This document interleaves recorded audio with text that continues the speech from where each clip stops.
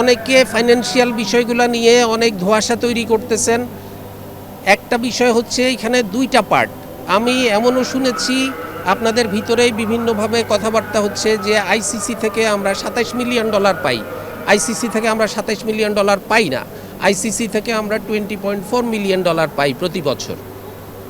ঠিক আছে, তারপরে হচ্ছে একটা $4 মিলিয়ন একটা ওদের কাছে থাকে, একটা রিজার্ভ মানি থাকে, যেই রিজার্ভ মানিটা ওরা 3-4 বছর পরে পরে কারো যদি কোনো ধরনের অ্যাডজাস্টমেন্ট থাকে, বিভিন্ন রকমের থাকে, ওটা পরে একসাথে ওরা রিইম্বার্স করে।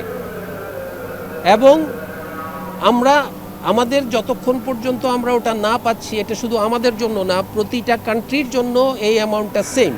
এই 4 মিলিয়ন, কেউ যদি $30 মিলিয়ন পেয়ে থাকে তাহলে তার সাথে আপনি $4 মিলিয়ন যোগ করবেন।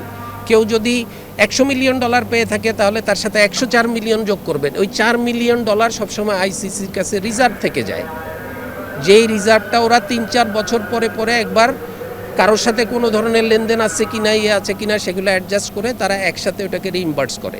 This is what BCB is getting from ICC.